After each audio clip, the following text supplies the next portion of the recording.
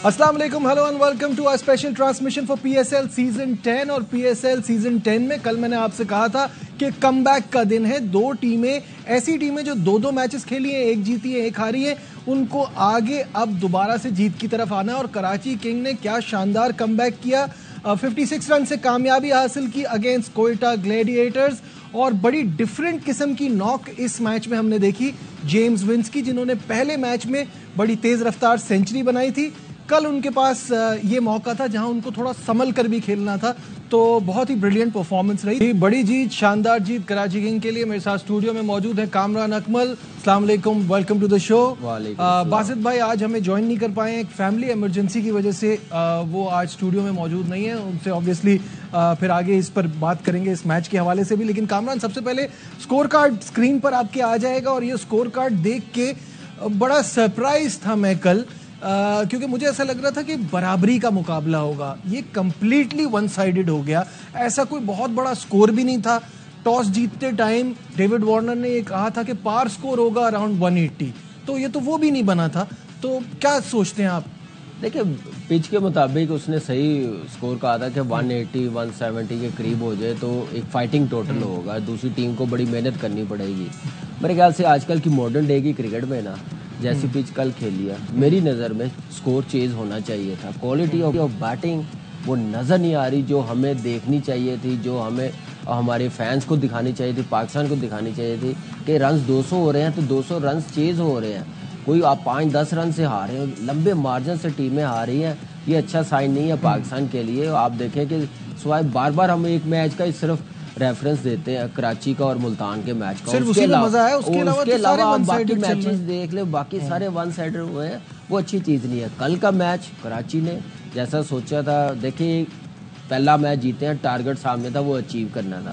कल की pitch different थी, थोड़ा कंडीशन डिफरेंट थी, ड्यू भी पड़ी है, लेकिन वो टारगेट सेट करना था। स्टार्ट मिला, मिडल में आगे कराची ट्रबल में आई है, फिर एंड अच्छा फिनिश किया, नबी ने अच्छे रन्स किए हैं। फिर जेम्स विंस की क्या बात करें, जैसे उसने 70 रन्स बनाए, कमाल की बैटिंग की है।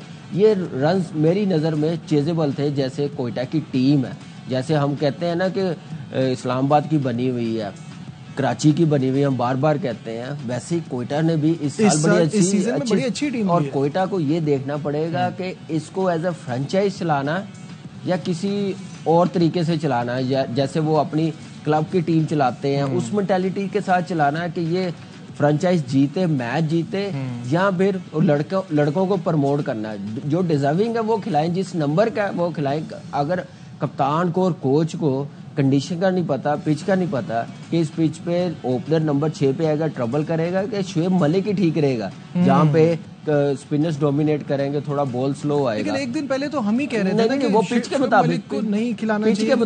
पिच के मुताबिक अगर वहाँ पे पहले मैच की तरफ पिच हो, हाई स्कोरिंग मैच हो, नजर आ रहा हो, तो फिर आप अंडरस्टैंडेबल है कि आप उसको कहें।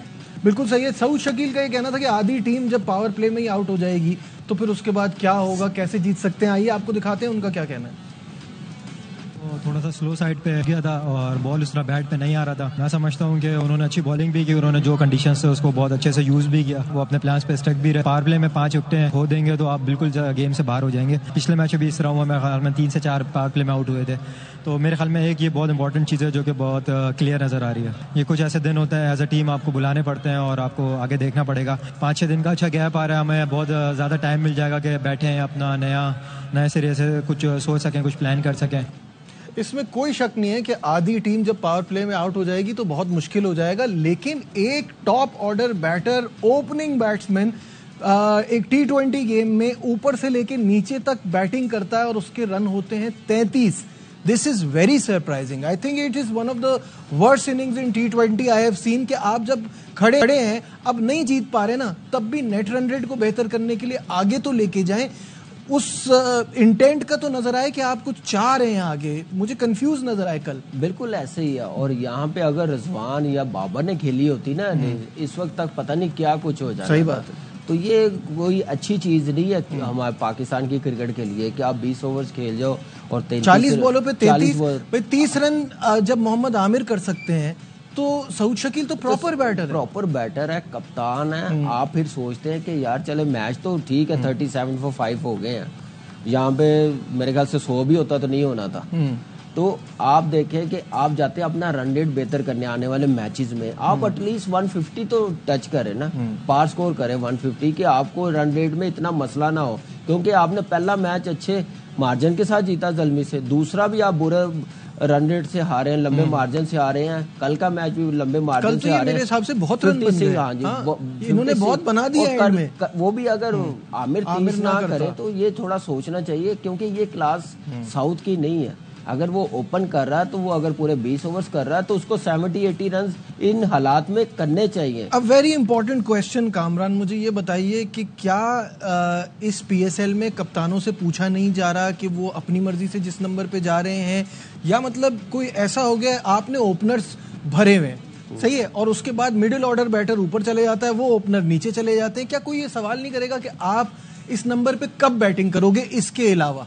देखिए, मैंने शुरू में क्या बात की है, अगर इसको फ्रेंचाइज समझ के क्रिकेट चलानी है ना तो फिर आपको बड़े डिसीजन लेने पड़ेंगे। यहाँ पे जब तक आप जीतेंगे नहीं ना, आपकी फ्रेंचाइज का नाम नहीं होगा, आपके फैंस वापस नहीं आएंगे और फैंस बनेंगे नहीं। तो मेरे ख्याल से जिस मेंटालिटी के साथ चला रहे हैं ना, आप कराची में रहते हैं, मुझे भी अब कराची में साल में 3-4 महीने रहना पड़ता, हम देखते हैं कि किस मेंटालिटी के साथ कोयटा की टीम चला रहे हैं, ज़रा उससे दूर रहना पड़ेगा। क्योंकि आप देखें कि 6-6 ओपनर आप रख रहे हैं, मिड ऑर्डर कोई भी नहीं है, फिर अच्छा साइन नहीं है। और मेरे ख्याल से पाकिस्तान क्रिकेट बोर्ड को और पीएसएल को कोई लाइन ड्रॉ करनी चाहिए ऑनर के मतलब। डक आउट में बैठना मेरा नहीं ख्याल के इतना अच्छा है। जैसे क्या बाकी फर्क पड़ता है? नहीं, फर्क बहुत पड़ता है। अब कोयटा की मैनेजमेंट में कितनी हैवी मैनेजमेंट है, क्या ऑनर का बैठना डग आउट में ठीक है? मेरी नज़र में नहीं है। मैं दुनिया में हम कहीं पे भी गए हैं खेलने, मैं भी गया हूँ, ओनर डग आउट तक आता नहीं जब तक मैच फिनिश ना हो। तो ये चीज़ें मेरे ख्याल से अच्छी रहेगी। मैं ये नहीं कह रहा कि अच्छा साइन नहीं है, तो मेरे ख्याल से उनकी फ्रेंचाइज के लिए, क्योंकि इतना बड़ा नाम मोइन खान हेड कोच है, उस पर छोड़ दें। सरफराज बैठा हुआ डायरेक्टर, वो एंड ऑफ द डे जब पीएसएल खत्म हो जाएगी, मोइन भाई अपनी रिपोर्ट बना के दे क्या बेहतर है, क्या अच्छा किया डायरेक्टर, उसके बाद फिर ऑनर्स को देते, तो वो ऐसे एक प्रोसेस के साथ काम चलाएं तो बहुत ही अच्छा होगा। और सर विव रिचर्ड बैठे हुए हैं, मोइन भाई बैठे हुए हैं, सरफराज, बड़े बड़े नाम। मेरा नहीं ख्याल कि इतना ज़्यादा हैवी मैनेजमेंट बैठी हो तो लड़के भी कंफ्यूज, ड्रेसिंग रूम भी कंफ्यूज हो। सही है। It's a brilliant victory for Karachi king. Points table पर बहुत तब्दीली आई है इसके बाद, वो 4 से 3 पे आ गए हैं, क्योंकि पिछला मैच इतने भारी मार्जिन से हारे थे। अदरवाइज कराची किंग कल के मैच के बाद दूसरे नंबर पर आ जाता। नेट रन रेट लाहौर कलंदर का बेहतर है, इसलिए वो नंबर 2 पे हैं, और नंबर 1 पर इस्लामाबाद यूनाइटेड। क्या ज़बरदस्त टीम लग रही है और क्या अच्छा कॉम्बिनेशन बना हुआ है। आज जो 2 टीमों का मैच है वो 5वें और 6ठे नंबर पे है, इस पर हम आगे बात करेंगे। ऑब्वियसली आज के गेम के अलावा हवाले से इस वक्त शाहिद हाशमी साहब ने हमें ज्वाइन कर लिया है, उनसे बात करते हैं। साहब अस्सलाम वालेकुम। वालेकुम अस्सलाम। शाहिद साहब, बड़ी जबरदस्त कामयाबी कराची किंग के लिए और मच नीडेड, क्या कहेंगे? बिल्कुल ऐसा ही है। पहला मैच इतना जीते थे, उसके बाद दूसरा मैच जो पूरी तरह हारे, उसके बाद यही उम्मीद थी, यही कोशिश थी कराची के ये मैच जीता जाए, और थोड़ा वन साइड भी हो गया। कोयटा की बैटिंग जरा मायूस कुन रही, वो झेल नहीं सके कराची किंग्स की बॉलिंग, और खुसूसन जिस तरह इस टूर्नामेंट में हसन अली बॉलिंग कर रहे हैं, बड़ी खुशाइंद है, न सिर्फ कराची किंग्स के लिए, पीएसएल के लिए, बल्कि पाकिस्तान के लिए आने वाले इंटरनेशनल क्रिकेट। बहुत जबरदस्त और लीडिंग विकेट टेकर बन गए पीएसएल हिस्ट्री में। साथ साथ थोड़ी सी नबी की भी बात कर लें, क्योंकि एक दिन पहले हम सब यहाँ अक्रॉस द पैनल सब यही कह रहे थे कि नबी को टीम में होना चाहिए, हमारा स्पिन डिपार्टमेंट स्ट्रांग हो जाता है और उनसे बैटिंग में भी थोड़ा सा एडवांटेज मिलता है। इन कंडीशंस में आपको इसी तरह के स्पिनर चाहिए होते हैं, और नबी की क्वालिटी ये है कि वो न सिर्फ अच्छा स्पिनर है, राउंड आर्म जब वो बॉलिंग कराता है तो उसको खेलना बड़ा मुश्किल होता है, ऑलमोस्ट स्पिनर की स्लिंगिंग हो जाती है, वो बड़ा अच्छा स्पिनर है, बैटिंग भी यूजफुल कर लेता है, और साथ साथ डीप का फील्डर बहुत अच्छा है, कैच उससे बच के नहीं जाता, तो अच्छा क्वालिटी प्लेयर है। एक थोड़ी सी इंजरी हुई थी एडम मिल को, उसकी वजह से नबी को लिया, लेकिन नबी को वैसे भी ले सकते थे, इसलिए कि अगर एडम मिल इतनी अच्छी बॉलिंग नहीं कर रहे थे तो आपको इन कंडीशंस में एक अच्छा स्पिनर चाहिए। अच्छा, एक चीज और जो मैंने नोट की कि हमने शान मसूद को अब तक सही से यूज नहीं किया और हम रियाजुल्लाह को ले आए, क्या ये चेंज आपको ठीक लगा था? एक इमर्जिंग प्लेयर है, उसको लेके आए, उसको चैलेंज दिया, चौथे नंबर पर उसको बैटिंग कराई, लेकिन थोड़ी स्ट्रगल किया, स्ट्राइक रोटेट नहीं कर सका और फिर ऐसा शॉट खेलने की कोशिश की। तेज लेग ब्रेक बॉलिंग कर रहे थे अली माजिद, उसके ऊपर शॉट रियाजुल्लाह ने भी खेला, खुशदिल शाह ने भी खेला। नया लड़का है, अब उसको थोड़े चांस मिलेंगे तो करेगा, लेकिन शान बड़ा एस्टैब्लिश प्लेयर है। इतनी जल्दी 2 मैचों के बाद कोशिश की होगी, उन्होंने सोचा होगा कि चलो एक इमर्जिंग प्लेयर को चांस दे देते हैं, लेकिन शान से परसिस्ट करना चाहिए। शान एक ऐसा प्लेयर है जो 3 नंबर पे या 4 नंबर पे अच्छी बैटिंग करते हैं। अच्छा, आखिर में मुझे मीर हमजा का बताइए। मीर हमजा के लिए भी हम बार बार यही बात कर रहे थे कि माजी में इतनी अच्छी परफॉर्मेंसेज हैं। पहले उनको फिनालिन ने एक छक्का लगाया, कोई ना तजुर्बेकार बॉलर होता तो वो पैनिक में चला जाता, फिर लेकिन उन्होंने फौरन ही स्लोअर बॉल पर उनको जो आउट किया, जिस तरह से फंसाया, कैसा देखते हैं? मीर बहुत अच्छा प्लेयर है मीर हमजा, और वो काउंटी क्रिकेट भी खेल चुका है, तो उसको ये गुर आते हैं। T20 इतनी नहीं खेला, लेकिन उसके बावजूद उसने जो स्लोअर वन डाला, आजकल की क्रिकेट में स्पेशली T20 क्रिकेट में आपको स्लोअर वन बहुत जरूरी है। ठीक है, बहुत बहुत शुक्रिया। शाहिद हाशमी साहब हमारे साथ थे और कल तमाम चेंजेस हुए और जिन प्लेयर्स को खिलाया उनकी परफॉर्मेंस पर बात कर रहे थे। जहां मीर हमजा की बात है, जब उनसे पूछा क्या प्लानिंग करते हैं तो उन्होंने कहा प्लानिंग आपको कैसे बता दूं, अगला मैच भी तो खेलना है कोयटा के अगेंस्ट। क्या कहना था मीर हमजा का, आइए आपको दिखाते हैं। अभी मैं प्लानिंग बता दूंगा, कोयटा से अगला मैच भी तो है हमारा। फिलहाल तो हम क्राउड को लाने के लिए जीतने की कोशिश कर रहे हैं। नेक्स्ट मैचेस में उम्मीद है कि क्राउड आएगी। डेविड वार्नर एक अच्छे कप्तान भी है और एक बड़े अच्छे टीम मैन भी है। एज ए कैप्टन वो प्लेयर्स को किस तरह बैक करता है और ड्रेसिंग रूम का माहौल कैसे रखता है। जब टीम हारती है ना तो अच्छे से अच्छे प्लेयर्स का भी कॉम्बिनेशन नहीं बनता। जब जीतना शुरू कर देती है तो खुद ब खुद जो प्लेयर्स होते हैं ना, उनका आपस में रिलेशन भी अच्छे हो जाते हैं और टीम भी जो है ना वो अच्छा खेलती है। क्या जितनी अच्छी बॉलिंग कराई ना, उतनी सेंसिबल बात भी की है। क्या आप मैच जीतेंगे तो क्राउड आएगा, अभी तो जीत रहे सिर्फ क्राउड को लाने के लिए। और फिर जो डेविड वार्नर के हवाले से बात की कि जब हार रहे होते हैं ना, तब असल चीज पता चलती है कि कैसे आप यूनाइट करते हैं, लड़कों को कैसे लेके चलते हैं। बिल्कुल ऐसे ही है, बड़ी जबरदस्त बातें की हैं कि जीते हैं तो फिर बुरी से बुरी टीम भी कॉम्बिनेशन अच्छी लगने ना हो, लगती है, अच्छी लगनी शुरू हो जाती है। अच्छी से अच्छी टीम भी जब हारती है तो फिर आप देख लें कि काफ़ी इख्तलाफात शुरू हो जाते हैं। लेकिन जो कल का मैच है, हम पहले मैच से ही कह रहे हैं कि मीर हमजा को खिलाएं, अपनी बॉलिंग पे कॉन्फिडेंस रखें, बैटिंग में आप ओवरसीज रखें। एक नबी आपके पास है, अब खिलाया और क्या कमाल की बॉलिंग की है। लेकिन 4 ओवर में 1 मेडन, 7 रन 2 विकेट, कमाल ऑलराउंड परफॉर्मेंस दी है। लेकिन आप ये देखें कि 175 रन ना इस पिच पे चेजेबल थे, आराम से चेजेबल थे जैसे टीम थी। लेकिन इसमें फुल क्रैप पहले तो हसन अली को मुबारकबाद, PSL के सबसे ज्यादा विकेट मैच विनर। क्या जबरदस्त रिदम, क्या जबरदस्त बॉलिंग कर रहा है, एनर्जी देके रिदम देखे जो हम देखते तो 2017, 18 में, 19 में वो रिदम लग रहा है। अल्लाह करे इस चीज को कंटिन्यू रखे। बिल्कुल सही बात की है कि वो 2017 वाला कल मुझे फील हो रहा है कि वो वही वाली चीज वापस आई है जो हम मिस कर रहे थे। हसन अली देखें, एक तो कराची किंग के लिए बड़ा जबरदस्त साइन है, हसन अली के लिए, पाकिस्तान के लिए सबसे पहले तो अल्लाह करे ऐसे ही परफॉर्म करता जाए। उसने ऊपर से जैसे हसन नवाज को स्लिप लगवाई, उतना ही जबरदस्त खुशदिन ने कैच बॉल, एक्सीलेंट बॉलिंग। मेरे ख्याल से नए बॉल पे जो टीमें आउट करेंगी ना, जब रिदम हो तो उसको फिर छोड़े ना, तो लाहौर को फायदा हो रहा है, लाहौर को फायदा हो रहा है और कराची को देखो हसन अली का फायदा हो रहा है। तो इस चीज को कंटिन्यू रखें। हसन अली मैं आपको बताऊं, ये जितने ऑलराउंडर आप आजमा रहे हैं ना, अमर जमाल को निकाल के जबरदस्ती का बनाने की कोशिश करें, ये सबसे बेस्ट है। ये आपको बॉलिंग के साथ फील्डिंग भी अच्छी है, एनर्जी है, उसके बाद आप देखें बैटिंग में भी करके दिखाता है, तो बड़ा अच्छा साइन है। कमाल की बात है, जो मैच कराची किंग हारा है उसमें भी आप इनके शुरू के ओवर देखें, बिल्कुल डिफरेंट लग रहा है। बिल्कुल ऐसे ही है, शुरू के ओवर देख लें, फिर साथ मीर हमजा ने बड़ी जबरदस्त बॉलिंग की है। फिर वार्नर की जो बात उसने की है वो इसमें कोई शक नहीं है, ऑस्ट्रेलियन टीम मैन होते हैं, उनका अपना पर्सनल कोई एजेंडा नहीं होता, कोई गोल नहीं होता कि हम करके जाए। वो कहते हैं टीम जीते तो हमारी ऑटोमेटिकली परफॉर्मेंस हो जाएगी। कल आपने एक और चीज नोट की है, हसन अली ने विकेट लिया और अब्बास आफरीदी जिस तरह सेलिब्रेट कर रहा था, दिस इज व्हाट यू से, टीम की जो अचीवमेंट है ना वो पहले है। डेविड वार्नर से मैं इंटरव्यू कर रहा था ना, उनका यही कहना था कि मैंने कभी अपने 100 अपने रन देखे ही नहीं, मेरा पार्टनर क्या सोच रहा है, मेरे साथ जो बैटिंग पे जा रहा है उसके जहन में क्या चल रहा है, एज अ टीम हमें क्या कुछ अचीव करना है, वो मैटर करता है। बिल्कुल ऐसे ही मुझे बात याद आ गई 2010 में वर्ल्ड कप जो हम लोग सेमीफाइनल से हारे ना ऑस्ट्रेलिया से, तो हसी ने हमें मारा, वो मैन ऑफ द मैच हुआ है। उसने तारीफ पता आके किसकी की, कैमरन वाइट की, कि उसने मैच मुझे बना के दिया जो 4 छक्के मारे उसने। तो 3 ओवर में 55 था। तो तारीफ वो कर गया कैमरन वाइट की। आप अंदाजा लगा लें कि ये अपनी नहीं बात करते, हमेशा दूसरे की टीम की बात करते हैं, टीम बनाते हैं। और अच्छा साइन है कराची के लिए। और अब यहाँ से पीछे मुड़ के देखना नहीं है। बिल्कुल सही टीम है, जैसे बॉलिंग खिलाई है, आमिर जमाल आया, और बैटिंग में थोड़ा रियाज उल्लाह का ना, मैं थोड़ा सा डाउट में हूँ कि अभी टू अर्ली है। ठीक है आपने खिलाया, लेकिन इमर्जिंग तो आपको खिलाना ही है ना, इमर्जिंग आपको खिलाना है। वो तो है, शान बनता है 3 पे। जैसे शायद भी ने कहा जेम्स विंस को चेंज करके तो नहीं खिला सकते, लेकिन आपने चांस लेना तो शान से ही ले, क्योंकि एक एक्सपीरियंस भी है, वो स्पिनर्स को बड़ा अच्छा खेलता है, खिलाता स्कोर, तो थोड़ा कॉन्फिडेंस देने की जरूरत। ब्रेक पे जाने से पहले मोस्ट विकेट इन पीएसएल का स्टैट भी आपको दिखाते चलते हैं। जहां हसन अली की बात हो रही है, तो what a brilliant performer through out.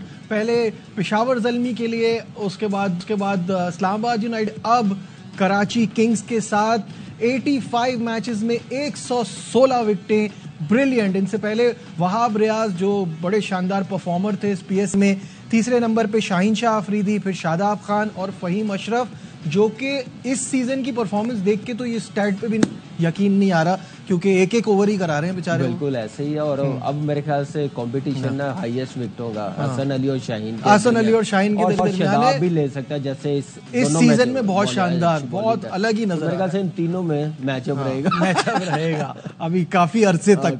यहाँ लेते एक छोटा सा ब्रेक, कट जाइएगा, will be right back. Glad to have you back to our special transmission for PSL Season 10. PSL Season 10 में अब तक इस्लामाबाद यूनाइटेड 3 आउट ऑफ 3 अपने तमाम मैचेस जीती है और बड़ी स्ट्रॉन्ग टीम नजर आ रही है। और उसमें बहुत हद तक क्रेडिट जाता है उनके ओपनिंग बैटर साहबजादा फरहान को। क्या शानदार फॉर्म में है और क्या जबरदस्त परफॉर्मेंस दे रहे हैं। इस वक्त वो हमारे साथ हैं, तो उनसे बात करते हैं।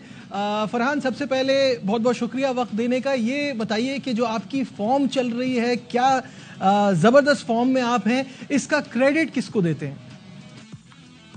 आपने बात की कि आपकी फॉर्म जिस तरह जा रही है, तो फॉर्म इसलिए जा रही है कि मैं सालों साल डोमेस्टिक क्रिकेट खेलता हूँ, एक भी मैच मैंने अभी तक मिस नहीं किया। और इससे पहले जो नेशनल T20 था, तो ये मेरा 4था सीजन था जो मैंने टॉप किया। और मेरा फुल फोकस इस चीज़ पे था कि मैंने इस सीज़न इस डोमेस्टिक में मैंने 200 करने। वो जिस तरह मैंने 300 किया, तो उससे काफ़ी कॉन्फिडेंस मिला। और इसका क्रेडिट देना चाहता हूँ जो हमारे एकेडमी के कोचेज है, इदरीस भाई है, एजाज अली शाह है, उसको क्रेडिट देना चाहता हूँ। तो वो मेरे साथ 2-3 महीने लगातार उसने मेरे साथ मेहनत की है, और स्पेशली मेरे हार्ड हिटिंग पे मेहनत की है। जो आप लोग के सामने जिस तरह मैंने नेशनल T20 में 40 छक्के लगाए थे, तो मेरे लिए वो बड़ी बात है मेरे लिए। जी, नेशनल T20 की परफॉर्मेंस कौन भूल सकता है। आपकी इतनी शानदार 300, 250, आपके 7 मैचेस में 605 रन। ऑब्वियसली इस परफॉर्मेंस के बाद PSL के ड्राफ्ट के हवाले से क्या कहेंगे? आपको यकीन था आप पिक हो जाएंगे? देखिए, मैं ना मेहनत पे बहुत बिलीव करता हूँ, और करनी भी चाहिए, क्योंकि सब लोग यही कहते हैं कि भाई आप हमारे हाथ में क्योंकि सिर्फ मेहनत ही है। तो जिस दिन ड्राफ्ट हुआ, आप यकीन करें, मैं उसी सुबह प्रैक्टिस करने गया, तो मैंने 2-3 घंटे अपना सेशन करवाया था। और क्योंकि अंदर से एक फीलिंग आई थी कि नहीं भाई, आगे नेशनल T20 आ रहे हैं, आपने यहाँ पे रन करने, दोबारा कम बैक हो सकता है आपका PSL में और इंटरनेशनल मैचेस में। क्योंकि मुझे पता था कि हर एक टीम ने 1-1, 2-2 प्लेयर्स लेने होते। तो मेरा सारा फोकस और मेरा जो गोल था नेशनल T20 पे था, सबसे पहले ये था कि इसको टॉप करूं और यहाँ पे 1-200 लगाऊं, तो इंशाल्लाह मेरा नाम आ जाएगा। तो इस्लामाबाद यूनाइटेड मुझे पिक किया उसको। जी, इस्लामाबाद यूनाइटेड ने आपको ना सिर्फ पिक किया, ये उनके लिए एक मास्टर स्ट्रोक साबित हुआ। मौका मिला और आपने जैसे कहा ना, मैंने सोचा था कि मैं बड़ी इनिंग खेलूंगा। बड़ी इनिंग खेलने की आपको आदत है, आपने आते ही PSL में सेंचुरी बना दी। तो कितना इस चीज से हौसला मिला आपको? देखिए, अगर आपके शुरू के मैचेस में आपका इस तरह इनिंग्स लग जाए, तो काफी कॉन्फिडेंस मिलती है टीम को भी, और एज ए प्लेयर मुझे खुद कॉन्फिडेंस बहुत मिला है। जिस तरह सेंचुरी के बाद मैंने एक 50 भी किया है, और काफी उस चीज को मैं लाइट नहीं ले रहा हूँ, क्योंकि अभी आपको पता है सीजन का स्टार्ट है, मैचेस बहुत बाकी है, और सारा वो फोकस पूरा सीजन PSL पे है। लेकिन मैं रिलैक्स नहीं हूँ, कोशिश करूँ कि इस फॉर्म को इसी तरह कंटिन्यू रखूँ। जी, रिलैक्स ना बनता भी नहीं है। आपकी टीम की हैट्रिक जरूर हो गई, लेकिन अगला मैच कराची किंग्स से है, वो भी कोई आसान टीम नहीं है। तो कैसा देख रहे हैं? कॉन्फिडेंस तो काफी हाई है, लेकिन कोशिश करें कि अपने आप को रिलैक्स करें, नॉर्मल रखे। जिस तरह हमने 3 मैचेस जीते हैं, लाजमी बात है दूसरी टीम पे प्रेशर लाजमी हो, क्योंकि हर एक टीम मेरे ख्याल से 1-1 मैच हार गए, लेकिन हम तीनों मैच जीत गए अल्हम्दुलिल्लाह। तो इंशाल्लाह कोशिश करें कि कराची में अच्छा फिनिश करे और अच्छी कंडीशन के साथ मुल्तान चले। जाहिर है जो तरह से बैक टू बैक परफॉर्मेंस दे रहा हो, डोमेस्टिक का सुपरस्टार हो, उसकी तो ख्वाहिश होती है कौमी टीम में आना। अगले साल वर्ल्ड कप भी है, क्या प्लान्स हैं? कि वो तो उसके लिए बहुत टाइम पड़े, अभी से कुछ नहीं कह सकते क्योंकि अभी पूरा पीएसएल पड़े और मेरा टोटल जो फोकस है वो पीएसएल पे है कि यहाँ टॉप करो। और मेरा एक गोल ये भी है कि इंशाल्लाह मैंने 100 और भी करना है पीएसएल में, जो कि इंशाल्लाह होगा क्योंकि मुझे अपने मेहनत पे पूरा बिलीव है। और वर्ल्ड कप में है टाइम, लेकिन वो भी इंशाल्लाह गोल है कि इंशाल्लाह वर्ल्ड कप भी खेलें। अच्छा, सबसे टफ टीम कौन सी दिख रही है आपको इस पीएसएल सीजन 10 में? और इस्लामाबाद यूनाइटेड तो टॉप पर ही है, तो किस टीम को आप समझते हैं अपने हिसाब से कि इनकी बॉलिंग खतरनाक है? मेरे ख्याल से कलंदर की बहुत अच्छी बॉलिंग थी, क्योंकि मैं वो खुद लास्ट ईयर वहां से खेला हूँ। लेकिन मेरे ख्याल से जो पाकिस्तान की प्रीमियम बॉलिंग है, हारिस रोब, शाहिनशाह अफरीदी, जमान खान और उसके जो स्पिनर थे, तो मुझे लगता है उनकी बॉलिंग काफी टफ थी। लेकिन उम्मीद है कि इंशाल्लाह नेक्स्ट मैच आएगा तो उसमें भी परफॉर्मेंस करूंगा। आपकी कंसिस्टेंसी की वजह से मुझ समेत बहुत सारे आपके फैंस हो गए हैं, उनके लिए कोई पैगाम देना चाहेंगे? देखिए, जितना सपोर्ट मिला फैंस की तरफ से तो आप लोगों का बहुत शुक्रिया। और स्पेशली इस्लामाबाद यूनाइटेड को तो बहुत लोग सपोर्ट करते हैं, क्योंकि मैं इस फ्रेंचाइज से 2 साल पहले भी खेला हूँ, जिस साल हम चैंपियन भी हुए थे। तो मेरे लिए एक लकी फ्रेंचाइज और मेरे लिए सब लोग जितने मेरे फैंस थे उसने मुझे गुड लक इसलिए कहा था कि आप अब सही फ्रेंचाइज में चले गए, जो आप पहले 2 साल वहां खेले थे, तो आपको पूरा मौका मिलेगा। तो माशाल्लाह वही हुआ। ठीक है, बहुत बहुत शुक्रिया Sahibzada Farhan, the consistent performer. Islamabad United की इस वक्त की परफॉर्मेंस के लिए अगर किसी को क्रेडिट जाता है तो इनको बहुत हद तक सारा जाता है। तो what a performer, thank you so much for your time. Kamran, कैसा देखते हैं? देखिए, जो हम बात करते हैं हमेशा ना, डोमेस्टिक को इज्जत दो। डोमेस्टिक क्रिकेटर आपको अलग ही पता चलता है, जो वहां परफॉर्म कर रहा है उसका कॉन्फिडेंस, उसकी कंसिस्टेंसी अलग ही होती है। बिल्कुल ऐसे ही है, और डोमेस्टिक क्रिकेट की वैल्यू भी है। बंदा बड़ा मैच्योर होके आता है, सीखता है कि कैसे परफॉर्म करना है, प्रेशर टाइम से कैसे निकलना है। तो यही फ़र्क है, डोमेस्टिक खेल के जाना और एक छोटी क्रिकेट खेल के जाना टीम में, तो कितना कॉन्फिडेंस लेवल और बड़े इवेंट में कैसे परफॉर्म करना, तो फुल क्रेडिट देना चाहिए। जैसे इसने मेहनत की है, हमने देखा कि कोई मैच ये भी नहीं छोड़ता। जैसे इसने फॉर्म दिखाई है अपनी, जैसे इसने मेहनत की अपनी, एकेडमी इसकी अपनी है। मैं देखता रहता हूँ कि ये जब भी देखे वो अपनी एकेडमी में कोचेस के साथ लगा रहता है, जिनके नाम लिए उनको भी बड़ा क्रेडिट जाता है। और मेहनत पे इसने बिलीव रखा और उसके बाद अपनी परफॉर्मेंस पे बिलीव रखा, बोलने पे कम टाइम रखा, इधर उधर की चीजों में कम टाइम रखा और अपनी परफॉर्मेंस की तरफ सिर्फ ध्यान दिया, जिसकी वजह से आज देखें कि पूरे पाकिस्तान में हमारे प्रीमियम बैट्समैन खेल रहे हैं, उनका नाम, उनकी परफॉर्मेंस नहीं आ रही है, एक उसकी आ रही है जो डोमेस्टिक खेलते हुए आ रहा। तो बड़ा जबरदस्त साइन। और ये मुझे अच्छा भी लगा कि फ्रेंचाइज के जो बंदे हैं ना, जो प्लेयर्स हैं, इतनी ट्रांसमिशन हो रही है मीडिया के साथ, हम लोगों के साथ, तो ऐसे प्लेयर्स आने चाहिए, इंटरेक्शन होना चाहिए, फैंस को भी अच्छा लगता है। मुझे हमने किसी ज़ल्मी के प्लेयर्स को बोला, मैनेजमेंट को, तो वो उस प्लेयर्स की आप देखें कि नाम तो नहीं लेते, उस प्लेयर्स ने मना कर दिया मैनेजर को कि मैनेजर जो को बात करे कि अभी मैं बात नहीं करना चाहता, मैं बात मैंने नहीं करनी। ये कौन सी लॉजिक है? हम लोग इतनी क्रिकेट खेलने के बाद हमारा मैनेजर जो भी कहता था, हम कहते थे कि नहीं यार, मैं हमारे मैनेजर ने कहा, इज्जत होती थी, रिस्पेक्ट होती थी। आजकल के लड़कों को सोचना चाहिए, प्लेयरी के साथ डाउन टू अर्थ रहना बड़ा जरूरी है, और टीम की जो डिमांड हो मैनेजर की, कोच की, उसे आना चाहिए। आप मीडिया के साथ इंटरेक्शन होगी, आपके फैंस बढ़ेंगे, आपकी पता चलेगा गुफ्तगू से, आपकी क्रिकेट माइंड से। जैसे साहिबजादा ने डिस्क्राइब किया, कितने यंगस्टर इंप्रेस हुए होंगे। सही बात, तो यही चीज है करने वाली। तो मेरे ख्याल से सोचना चाहिए मैनेजमेंट को, बाकी फ्रेंचाइज को भी ऐसे प्लेयर्स देने चाहिए, मीडिया से बात करनी चाहिए। बिल्कुल ठीक है। यहाँ लेते एक छोटा सा ब्रेक, कहीं मत जाइएगा, आज के मैच पे बात होगी, विल बी राइट बैक। तो कौन कहता है कि दो बड़ी तगड़ी टीमों का मुकाबला हो तभी मजा आता है? दो कमजोर टीमें भी इक्वली मुकाबला करेंगी।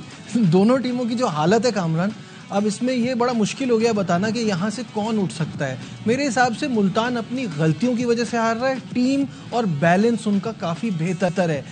On the other hand, Peshawar ने जो गलतियां अपने ड्राफ्ट में की हैं वो उनको हॉन्ट करती रहेंगी इस सीजन। देखिए, बिल्कुल करती रहेंगी, लेकिन मेरा नहीं ख्याल कि अभी टाइम ओवर हुआ है। ओवर तो नहीं हुआ, obviously it's too early, but net run rate अगर हम दोबारा भी एक बार अगर पॉइंट्स टेबल दिखा देना तो -4.5 का मतलब है अब इनके लिए जीतना हर मैच जरूरी है। हर मैच जीतना जरूरी है, जीत सकते हैं। आप देखें कि जो मिडिल ऑर्डर के बैट्समैन है उनको खिलाएं, ना कि आप उस नंबर पे ओपनर्स को खिलाएंगे तो फिर आप कैसे सोच सकते हैं कि आपका कॉन्फिडेंस बने, प्लेइंग 11 अच्छी बने, टीम अच्छा परफॉर्म करे। इसका मतलब है कि आप खुश कर रहे हैं लड़कों को खिला के, उनका वो जो एक होता है ना कि जिस मकसद के लिए लिया है वो उसका दिल ना दुखे, ये सोच है मुझे लग रहा है। तो मैं पेशावर की मैनेजमेंट, कप्तान बाबर है बड़ा समझदार है, इतनी क्रिकेट ग्रेट बैट्समैन है, हाजी साहब ने बड़ी ज़बरदस्त 10 ईयर्स इस पेशावर ज़ल्मी के साथ मेहनत की है, टीम को लेके चले हैं, बनाया और बड़े टाइमली उन्होंने हर लड़के को सपोर्ट भी किया है। तो मेरे ख्याल से अब टाइम नहीं है, अब अब्दुल समद जो लिया है मिड ऑर्डर उसको खिलाएं, नजीब जादरान को खिलाएं, टॉम कॉल और कैटमोर नहीं कर रहा पिछले 2-3 साल से, कोई फर्क नहीं पड़ जाएगा। एक दो मैचेस अगर आपने एक गलती कर ली तो उस पर दूसरी गलती ना करें कि अगर प्लेटियम है तो उसको खिलाना ही है। देखिए गलती पे गलती कर रहे हैं, फिर लुक वुड है फास्ट बॉलर, लेफ्ट आर्म है, तो ये कितना इंपॉर्टेंट बॉलर है, लास्ट ईयर भी खेला, एक्सपीरियंस भी है, उसको मौका दे खिलाएं। फिर आप स्पिनर्स में आप देखें कि सुफियान को परफॉर्म करना पड़ेगा। बाबर आज मुझे लग रहा है कि बाबर तो है प्लेयर, उसने तो फॉर्म में आ जाना, उसने तो रन्स कर जाने हैं, लेकिन उसी सूरत करेगा ना जब नजर आएगा उसको कि यार बैटिंग ऑर्डर क्या है, क्या बैट्समैन है हमारी, पहले 6 बैट्समैन क्या ज़बरदस्त है, एक आउट हो जाए 2 आउट हो जाए लेकिन संभाल सकेंगे। जब ऐसा कप्तान पे कॉन्फिडेंस आता है ना अपने प्लेयरों पे, ऑटोमेटिकली वो मुश्किल टाइम से निकल जाता है। तो ये बाबर के साथ इस वक्त प्रॉब्लम चल रही है, ना बॉलिंग ना बैटिंग, फिर फील्डिंग में team as a team perform अच्छा नहीं कर रही, तो ये सारी प्रॉब्लम है पेशावर ज़ल्मी के साथ है। नो डाउट मुल्तान सुल्तान अपनी गलती से हार रहे हैं, लेकिन कम बैक कर सकते हैं, पेशावर ज़ल्मी भी कर सकती है, लेकिन उसके लिए आपको पहले अपनी प्लेइंग साइड अच्छी बनानी पड़ेगी कंडीशन के मुताबिक। ये नहीं कि आप खुश करने के लिए लड़कों को लेके आते हैं, ये फ्रेंचाइज उस तरह से नहीं हो सकता, वो ऐसे नहीं हो सकता। अच्छा, अगर हम हेड टू हेड पे नजर डालें और कीपिंग इन माइंड कि जो कामरान अकमल के ज़माने वाली पेशावर ज़ल्मी थी वो बहुत ही स्ट्रांग थी, वो देखते हुए भी अगर हम देखें तो स्ट्रांग थी। मैं आपको बता रहा हूँ ये पिछले 2-3 साल से जो पेशावर ज़ल्मी की टीम है ना, हमारे टाइम पे होता है ना, मैं 7 सीजन खेला हूँ, एटलीस्ट हमने 3-4 मरतबा चैंपियन हो जाना था। जो पिछले 3-4 साल से टीम बनी है, अपनी एबिलिटी पे इनको बिलीव नहीं है, बिलीव करेंगे तो जीत जाएंगे। टोटल मैचेस 16 हुए हैं हेड टू हेड इन दोनों टीमों के दरमियान, 11 मुल्तान जीता है, सिर्फ 5 पेशावर जीता है। तो ये आप देख सकते हैं कि कितना क्लियर डिफरेंस है। मुल्तान सुल्तान काफ़ी बेहतर है इनसे, क्या वजह रही है मुल्तान ने इनको डोमिनेट किया इस तरह से? देखिए बिल्कुल किया है, और स्पेशली जब ये इनके रिजवान आया ना इनके पास, एंडी फ्लावर ने बड़ा काम किया इस फ्रेंचाइज के साथ और एक प्रॉपर टीम बनाई उन्होंने। आप देखें कि होमवर्क, मैं अक्सर कहता हूँ कि ड्राफ्टिंग से पहले आप बैठे ना हफ्ता पहले, तो आपको सारी पिक्चर सामने नजर आ जाती है, हमें किस किस चीज़ की ज़रूरत है। जिस प्लेयर को टिक मार्क किया होता है, अगर वो नहीं लिया तो दूसरा उसकी रिप्लेसमेंट क्या है, सी क्या है, वो उस तरह उन्होंने टीम बनाई, इसलिए कामयाबी और अच्छी परफॉर्मेंस दे रहे हैं। इस साल थोड़ी सी वो मार खा रहे हैं अपनी बॉलिंग की वजह से। बॉलिंग में अच्छा करे, आकिफ एक मैच खेला पहला, 5 दिन के बाद दूसरा मैच रेस्ट, मुझे कोई समझ नहीं है क्या लॉजिक है, क्या लड़कों की फिटनेस नहीं है जो हम लोगों ने पिछले 5-6 साल अवाम को, प्लेयरों को, तो आप फिर उस चीज को कंटिन्यू रखें ना। आपका कप्तान कहता है कि 25-30 ओवर्स के बाद हम मोमेंटम लूज कर देते हैं, तो इसका मतलब है कि आपने जिनको खराब करना था, जिनको साइडलाइन करना था, आप अपने मकसद में कामयाब हो गए। तो आप ऐसे नहीं कर सकते, तो आप खिलाएं। मिचेल स्टार्क मैं देखता हूँ एक मैच बाहर नहीं बैठता, कमिंग्स एक मैच बाहर नहीं बैठता, सारी क्रिकेट भी खेलते हैं और हमारे यंगस्टर बैठ रहे हैं, फील्डिंग नहीं हो रही उनसे, तो ये क्या किस तरफ हमारी क्रिकेट जा रही है? बिल्कुल ठीक है। योर प्रेडिक्शन क्या होने जा रहा है और क्या समझते हैं आप, टॉस जीतकर क्या करना चाहिए? देखिए डेफिनेटली पेशावर ज़ल्मी पिंडी का मैदान है, सबसे पहले ये भी बता दें तो पिंडी में मैच हो रहा है, टॉस जीत के बैटिंग करनी चाहिए, लेकिन आज बारिश बहुत हुई है पिंडी में, सुबह से लेके मेरे ख्याल से कोई 9-10 बजे तक बारिश होती रही है। तो लेट्स सी, अगर मॉइस्चर है तो डेफिनेटली बॉलिंग ही करेगी दोनों टीमें। तो मेरा ख्याल है कि इस वक्त जो पेशावर ज़ल्मी जिस प्रेशर में ना चेस करने में, जैसी भी कंडीशन हो, पहले बैटिंग करे, अच्छा टोटल लगाए, तो उसके बाद मेरे ख्याल से मुल्तान को उनको चेस करने में प्रॉब्लम हो रही, दोनों टीमों को हो रही है, हमने देखा है। तो पेशावर ज़ल्मी को मैं कहता हूँ कि कम बैक करेगी और करना भी चाहिए, बैटिंग लाइनअप अच्छी खिलाएं, जो मैंने कहा बॉलिंग लुक वुड को खिलाना पड़ेगा, इन स्विंग है। मुल्तान लेकिन उसको इतना इजी नहीं लेना चाहिए। बड़ी ज़बरदस्त टीम है, कप्तान बड़ी ज़बरदस्त फॉर्म में है रिजवान। लेट्स सी कि कैसा मैच होता है। एक अच्छा मैच आज नजर आना चाहिए। ये हमारी दुआ है कि मैच एक्साइटिंग हो, क्योंकि हम कह रहे हैं ना वन साइडेड मैचेस हो रहे हैं, उससे मजा नहीं आता। मैच एक्साइटिंग हो और सबको देखने में मजा आए। फिलहाल हमारी ट्रांसमिशन में बस इतना ही। आपसे रात 11 बजे हर लम्हा पुरजोश में मुलाकात होगी। अपना बहुत ख्याल रखिए। अल्लाह हाफ़िज़।